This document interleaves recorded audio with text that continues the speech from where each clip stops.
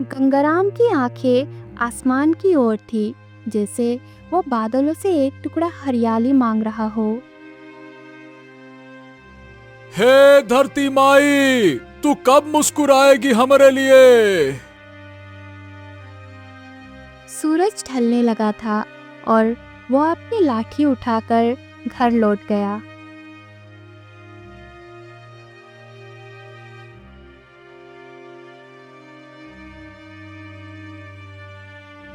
दादाजी, आप बहुत थके हुए लग रहे हो और ये उदासी, फिर से खेत में कुछ नहीं होगा ना? उदासी नहीं चंदा, अरे बेबसी है बेटा, बेबसी। अब तो लगने लगा है कि एक सपना हमारा भी अधूरा ही रह जाएगा। कौन सा सपना दादाजी? अरे हर किसान का एक ही तो सपना होता है बेटा, अपनी जमीन को फसल से भरते देखना। मैं तो सालों से हल चला रहा हूँ, लेकिन मेरी जमीन जैसे मुझसे रूठी हुई है। आप सही कह रहे हैं दादाजी, ना जाने ये मुसीबत भरा जीवन कब बदलेगा।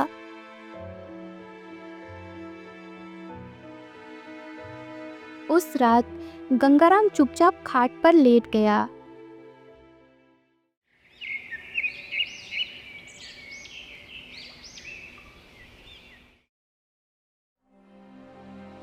दादाजी, आप इतनी सुबह सुबह कहाँ जा रहे हैं? खेत पर जा रहा हूँ चंदा बेटा। यही तो बात मुझे आपकी सबसे अच्छी लगती है दादाजी। आप हर शाम थक कर लौटते हो, मायूस होते हो, पर अगली सुबह फिर वही जोश, फिर मेहनत। पर आज से आप अकेले नहीं जाओगे, मैं भी आपके साथ खेत चलूंगी दादाजी।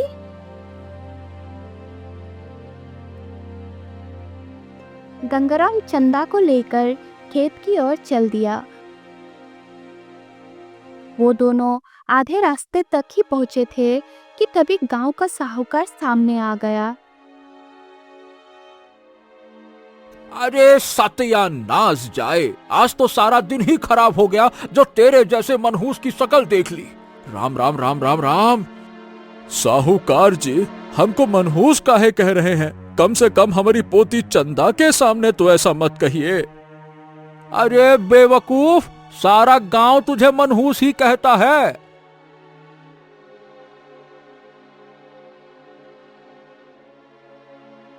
तभी वहां गांव का पंडित बटेश्वर आ गया और साहूकार की ओर देखकर बोला, अरे राम राम राम राम। गंगाराम के मुंह क्यों लग रहे हो साहूकार? और क्यों रे गंगाराम, तुझसे कितनी बार कहा है कि तुझ जैसे मनहूस परिवार को इस गांव में रहने का कोई अधिकार ही नहीं है, समझ नहीं आता क्या? अरे क्या पता तेरी मनहूसियत सारे गांव में फैल जाए और सभी गांव वाले अपना खुशहाल जीवन खोकर तेरी तरह मुसीबत भरा जीवन जीने लगे तो क्या होगा? बोल, गांव वालों की खुशी तुझसे देखी ना जा रही क्या, मनहूस कहीं का? गंगाराम को ये बातें बर्दाश्त नहीं हुई। वो आंखों में आंसू लिए चंदा के साथ खेत में वापस लौट गया।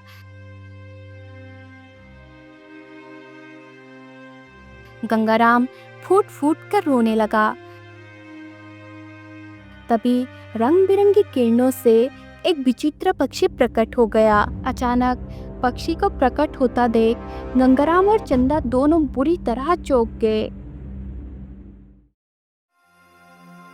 मुझसे डरने की जरूरत नहीं है, समझ लो कि मैं तुम्हारा भाग्य बदलने आया हूँ। ये सुनकर गंगाराम चौंक गया और अपनी पोती चंदा से बोला, अरे जल्दी से इस पक्षी से दूर हटो, दूर हटो बेटा। न जाने कौन है, इसकी बात पर भरोसा कैसे कर सकते हैं?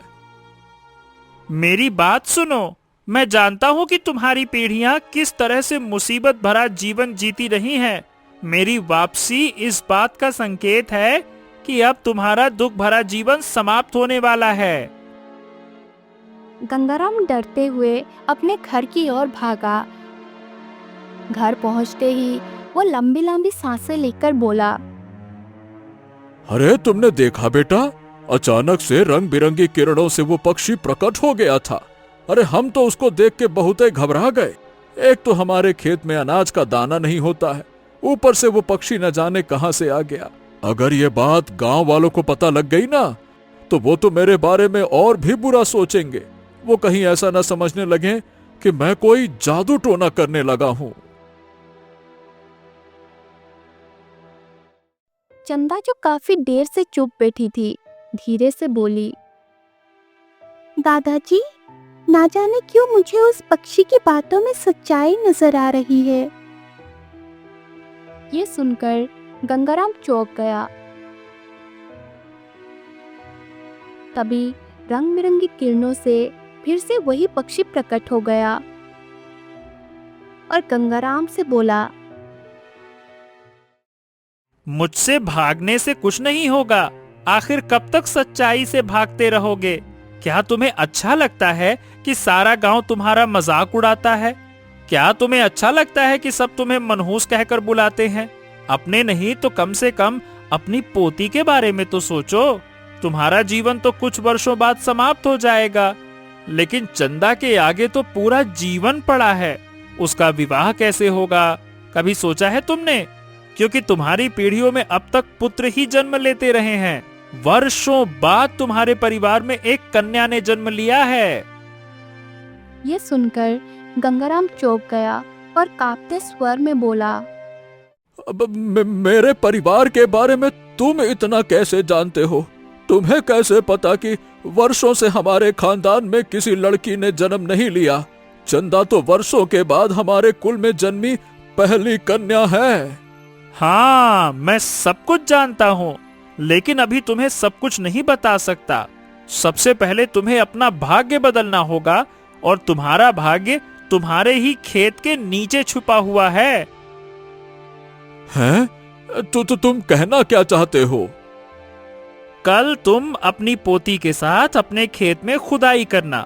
मैं तब फिर वहां पे प्रकट होऊंगा और बताऊंगा कि खेत के किस हिस्से में खुदाई करनी है। तुम्हारे खेत में वर्षों पुराना एक खजाना है, जिसका बाहर आना अत्यंत आवश्यक है। जब तक वो खजाना बाहर नहीं निकलेगा, तब तक तुम्हारे कुल पर पड़ा श्राप समाप्त नहीं होगा। इतना कहकर वो पक्षी रंग बिरंगी किरणों में लुप्त हो गया और गंगाराम वो उसकी पोती के मन में अनेक प्रश्नों की ज्वाला छोड़ गया। गंगाराम और चंदा पूरी रात सो नहीं पाए।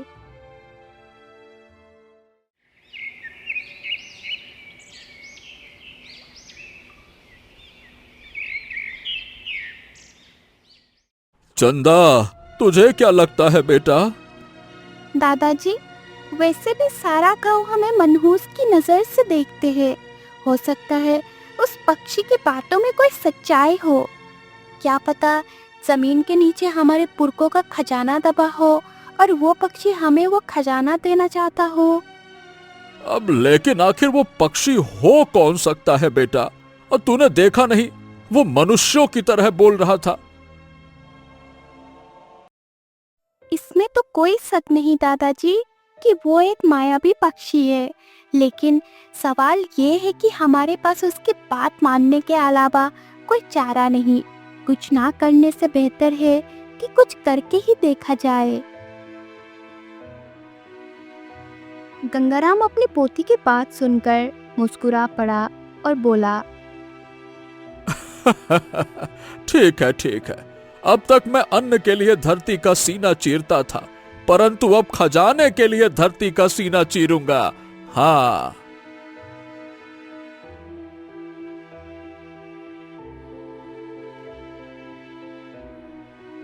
गंगाराम दोपहर के समय अपनी पोती चंदा के साथ खेत में चला गया।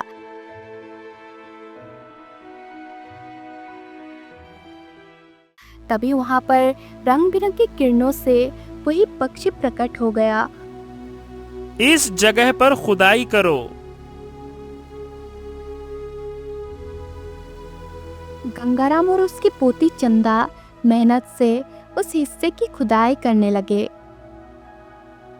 पक्षी उन्हें देखता रहा और बोला, खुदाई तेज करो, तुम्हें शाम होने से पहले इस पूरे हिस्से की खुदाई करनी है। इतने में गांव का एक व्यक्ति जिसका नाम बिरजू था वहां से गुजर रहा था उसने पक्षी को इंसानी आवाज में बात करते हुए देखा और गंगाराम को खेत में खुदाई तो वो पूरी तरह से चौंक गया।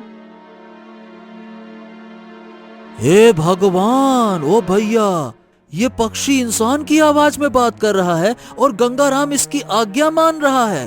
ओ, जरूर गंगाराम ने कोई काला जादू किया है। मुझे ये बात पूरे गांव में बतानी होगी।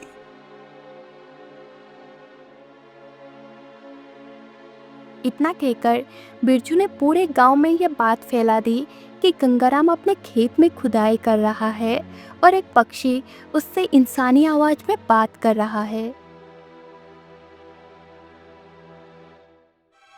अरे भाई, गंगाराम का परिवार तो वैसे भी मनहूसियत के नाम पे धब्बा है। अब यह गंगाराम पूरे गांव में मनहूसियत फैलाकर छोड़ेगा, नालायक कहीं का। अरे भैया, ये भी तो हो सकता है कि उसने मुसीबत से तंग आकर कोई काला जादू वादू किया हो और वो पक्षी उसे खजाने का रास्ता बता रहा हो। ये भी तो हो सकता है। बिरजू दौड़ते हुए यह खबर हवेली भी लेकर गया। साहूकार ये सुनकर चौंक पड़ा। अच्छा, तो गंगाराम अपने खेत की खुदाई कर रहा है। अरे वो तो हमेशा से ही अपने खेत की खुदाई करके अन्न उगाने का प्रयास करता है, इसमें क्या नया है। वैसे तुम्हारी इस बात में मेरे अंदर दिलचस्पी जागी है कि एक पक्षी उससे इंसानी आवाज में बात कर रहा है। बिल्कुल सही कह रहा हूँ, और गंगाराम को जमीन खोदने से रोकना चाहिए। क्या पता वो पूरे गांव को मुसीबत में डालना चाह रहा हो। अरे नहीं बिरजू, उसे जमीन खोदने दो। अरे खोदने दो उसको। अगर अभी हम वहां गए तो गंगाराम सतर्क हो जाएगा और हम कभी जान ही नहीं पाएंगे कि आखिरकार वो कर क्या रहा है। लेकिन हम चुपके से उस पर नजर रखेंगे। हम भी तो देखें कि गंगाराम के खेत के नीचे क्या दबा हुआ है जो वो अपनी पोती के साथ खोद रहा है। और सुनो, गांव में सबसे कह दो कि साहूकार का आदेश है, कोई भी गंगाराम के खेत में न जाए जब तक मैं न कहूं। और मैं, तुम और कुछ गांव वाले मिलकर चुपके से गंगाराम के खेत पर नजर रखेंगे। समझ गए ना योजना? जाओ। बिरजू तुरंत वहां से चला गया और पूरे गांव में साहूकार की बात पहुंचा दी। कुछ देर बाद साहूकार बिरजू और पंडित दूर से गंगाराम के खेत पर छिपकर नजर रखने लगे। गंगाराम और चंदा ने शाम तक खुदाई जारी रखी। सूरज ढलने को था कि चंदा ने अचानक कहा, दादाजी, मुझे लग रहा है नीचे कुछ ठोस चीज है। पक्षी तुरंत बोला, उसे बाहर निकालो, ये जरूर कोई बक्सा होगा। गंगाराम और चंदा ने नीचे झांक कर देखा तो वहाँ सचमुच एक बड़ा सा लकड़ी का बक्सा था। दोनों ने मिलकर बड़ी मेहनत से उसे बाहर निकाला। हाँ, अब इस बक्से को खोलो। गंगाराम और चंदा ने जैसे ही बक्से को खोला, उनकी आंखें आश्चर्य से फटी रह गई। बक्सा सोने की मुद्राओं, हीरे मोतियों से भरा हुआ था। दादाजी, इसमें तो इतना खजाना है कि हमारी कई पीढ़ियों को काम करने की जरूरत नहीं पड़ेगी। लगता है हमारे मुसीबत भरे दिन अब खत्म हो गए। उन्हें ये नहीं पता था कि यह दृश्य दूर से साहूकार बिरजू और पंडित बटेश्वर छिपकर देख रहे थे। अरे दादा रे दादा, ये गंगाराम तो वाकई में बहुत अमीर हो गया।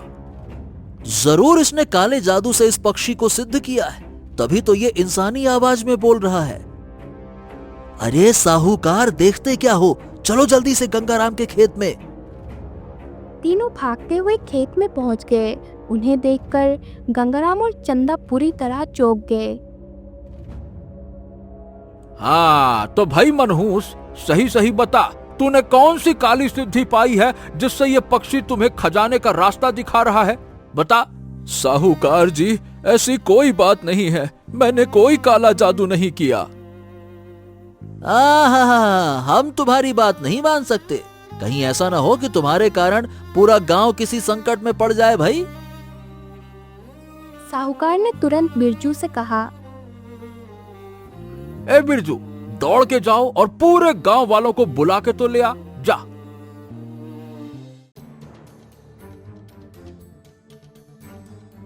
बिरजू कुछ ही देर में सारे गांव वालों को खेत में ले आया।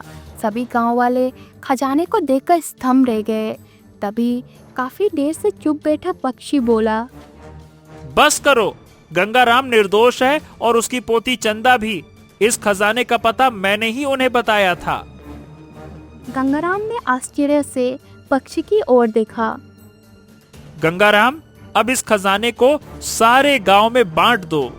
हाँ, ये क्या कह रहे हो तुम? मैंने तो जिंदगी भर दुख ही देखे हैं। अब जब सुख सामने है तो तुम कह रहे हो कि मैं इसे सबको बांट दूं? क्या तुम जानते हो कि मैं कौन हूँ? अरे भाई, एक पक्षी जो इंसान की तरह बोलता है। मेरा नाम अर्जुन है। मैं तुम्हारे ही पूर्वजों में से हूँ। जब तक तुम इस खजाने को गांव में नहीं बांटोगे, तुम्हारे खानदान पर जो श्राप लगा है वो कभी नहीं टूटेगा। ये सुनकर पूरा गांव सन्न रह गया। मैंने भी वैसे वर्षों से सुना है कि गंगाराम का परिवार श्रापित है। ये बहुत वर्षों पुरानी बात है। जब मैं इस गांव का सबसे बड़ा जमींदार हुआ करता था, मेरी मित्रता राजा विक्रम से थी। एक दिन राजा विक्रम ने मुझे अपने महल में आमंत्रित किया।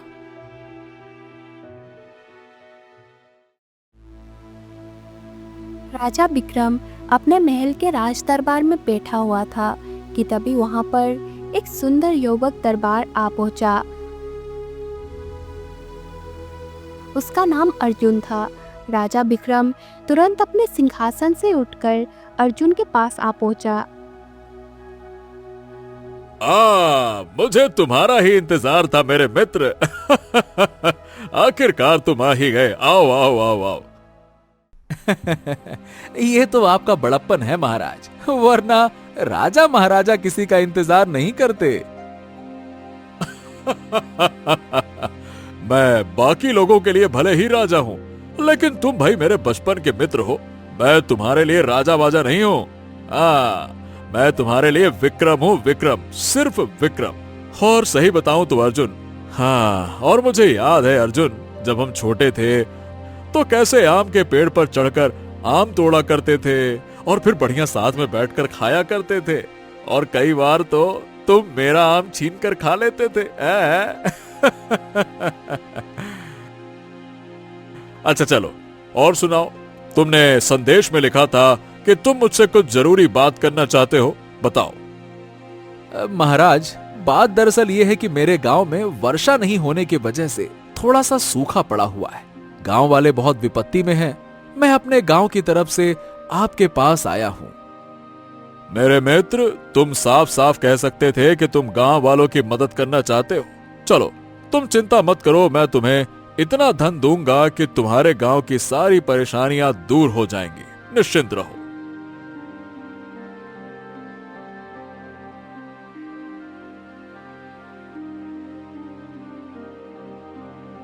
इतना कहकर राजा विक्रम ने अपने मंत्री की ओर इशारा किया और कहा, एक बक्से में सोना, चांदी, हीरे जवाहरात भरकर लेकर आओ। जाओ।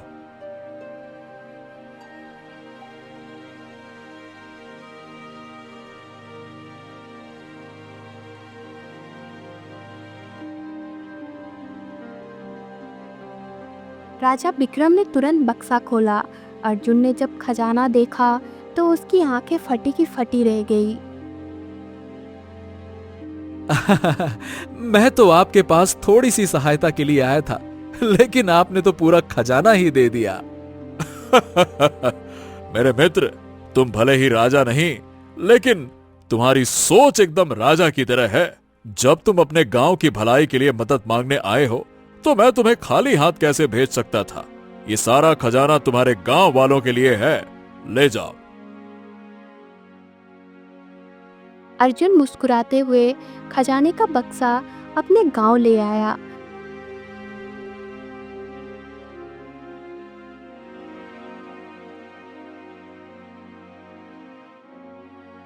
वहाँ उसने अपनी पत्नी को पूरी घटना बताई। बक्से को देखकर अर्जुन की पत्नी की आंखें फटी की फटी रह गई। तो क्या ये सारा खजाना तुम गांव वालों में बांट दोगे? हाँ, रास्ते में तो मैं भी यही सोच रहा था।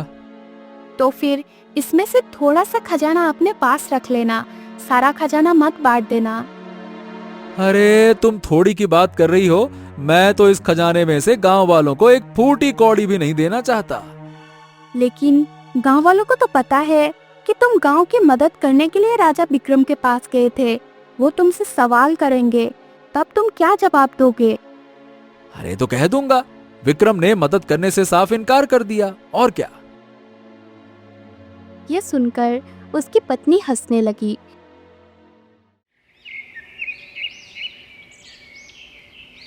अगले दिन गांव का मुखिया अर्जुन के पास आ पहुंचा।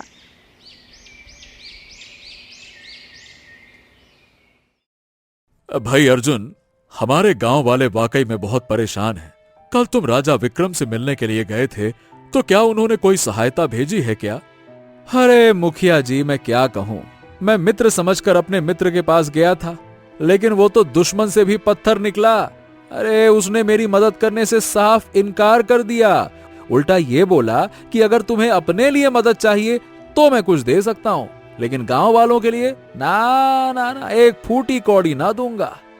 हाँ, मैंने भी साफ कह दिया कि मैं गांव वालों के लिए जीता हूं, अपने लिए कुछ नहीं चाहिए। ठुकरा दिया मैंने, और क्या।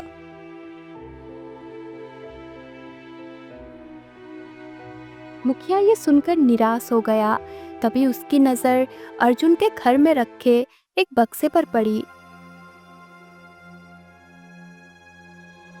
वो तुरंत बक्से के पास गया और उसे खोल दिया।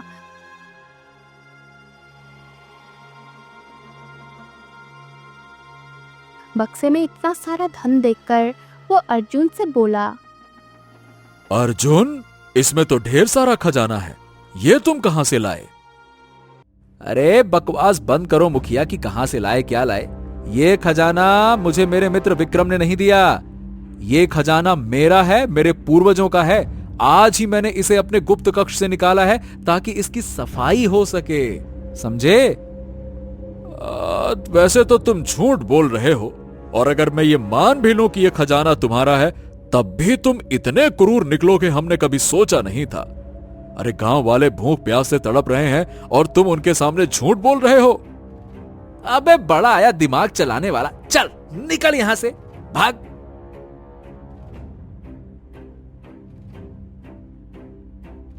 मुखिया चला गया और पूरे गांव में ये बात फैला दी। गांव वाले अर्जुन को बुरा भला कहने लगे।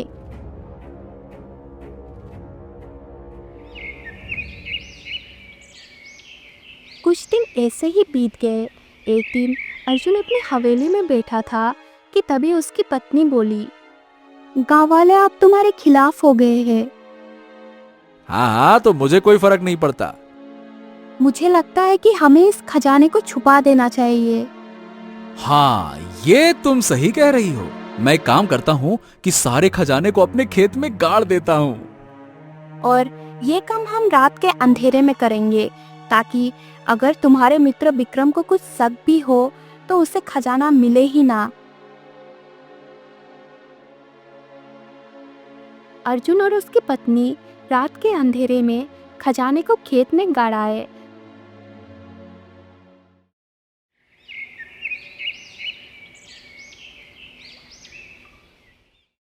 अगले दोपहर अर्जुन का एक नौकर आया और उससे बोला, अर्जुन मालिक, सूचना मिली है कि कल महाराज विक्रम आपसे मिलने के लिए हवेली आ रहे हैं। यह सुनकर अर्जुन डर गया और वो नौकर वहां से चला गया। अरे अगर विक्रम आ गया ना, तो उसे सच्चाई का पता लग जाएगा और मेरी मित्रता समाप्त हो जाएगी। तो कुछ कीजिए। कल तक गांव में एक भी व्यक्ति जीवित नहीं बचेगा। रात के अंधेरे में वो कुएं के पास गया और कुएं में जहर मिला दिया। अगले दिन गांव वाले रोज की तरह वहीं से पानी भरकर पीने लगे। दोपहर तक आधे गांव वाले तड़प तड़प कर मर चुके थे। गांव में मातम छा गया। मुखिया और उसका परिवार भी समाप्त हो गया। अर्जुन अपनी हवेली के बाहर खड़ा अपनी पत्नी के साथ यह दृश्य गर्व से देख रहा था। तभी वहाँ एक साधु आया और वो क्रोधित होकर अर्जुन की ओर देखकर बोला, हाँ, तू इतना बड़ा क्रूर निकलेगा हमने सोचा नहीं था। तूने इस गांव के खजाने पर नजर डाली और डर के मारे पूरे गांव को मार डाला। आपको कैसे पता? मुखिया अक्सर मुझसे जंगल में मिलने के लिए आता था। उसने ही मुझे सब कुछ बताया था। आज जब मुझे पता चला कि राजा विक्रम इस गांव में आ रहे हैं तो मैं उसे सच बताने आया था। साधु ने मंत्र पढ़ना शुरू किया। अगले ही पल गांव में रंग बिरंगी किरणें फैल गई। जो लोग तड़प रहे थे वो ठीक हो गए और कुएं के अंदर तेज धमाका हुआ। हाँ, जहर का असर तो समाप्त हो गया है, लेकिन तुझे तेरे किए की सजा जरूर मिलेगी। मैं तुझे श्राप देता हूं कि तू एक पक्षी में परिवर्तित हो जाएगा। तेरी आने वाली पीढ़ियां हमेशा मुसीबत में रहेंगी। सुख क्या होता है तू जान नहीं पाएगा, और ये श्राप तभी समाप्त होगा जब तेरे वंश में एक कन्या जन्म लेगी। तब तुझे बोलने की शक्ति मिलेगी और तू अपनी जुबान से अपने पाप को सबको बताएगा। जो खजाना तूने गाड़ा है वो तेरी पीढ़ी खुद निकालेगी, लेकिन उसे इस्तेमाल नहीं कर पाएगी। जब तक तेरे वंश की कन्या उस खजाने को गांव वालों को नहीं सौंपेगी तब तक तेरा श्राप समाप्त नहीं होगा।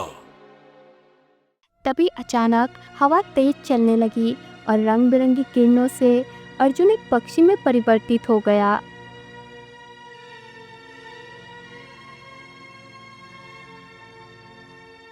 गंगाराम की आंखों से आंसू बहने लगे। आपने बहुत बुरा कार्य किया है। हाँ, और मैंने इसकी सजा भी भोगी है। न जाने कितने वर्षों से मैं एक पक्षी के रूप में इस धरती पर भटक रहा हूँ। तुम नहीं जानती, मैंने ही अपनी पीढ़ियों को गरीबी और अभाव में तड़पते हुए देखा है। हो सकता है कि अब मुझे श्राप से मुक्ति मिल जाए, पर ये नहीं जानता कि भगवान मुझे क्षमा करेंगे भी या फिर नहीं। मैं आपके लिए प्रार्थना कर सकता हूँ। मैं ईश्वर से यही मांगूंगा कि आपको क्षमा मिले। इतना कहकर गंगाराम ने साहूकार के सामने खजाना रख दिया। यह खजाना मेरे किसी काम का नहीं है। मैं चाहता हूँ कि आप मेरी आंखों के सामने इस खजाने को गांव वालों में बांट दे। मुझे कुछ नहीं चाहिए। मैं सिर्फ यही चाहता हूँ कि मेरी पोती चंदा भूख से ना तड़पे और ईश्वर मेरे पूर्वजों को अब माफ कर दें। गंगाराम की बात खत्म होते ही आसमान से एक तेज रोशनी उतरी। पक्षी का देह फिर से इंसान के रूप में बदलने लगी। वो अर्जुन था, मुस्कुराता हुआ, शांत और मुक्त। हाँ, अब हमारा खानदान श्राप से मुक्त हो चुका है। लगता है कि ईश्वर ने मुझे क्षमा कर दिया।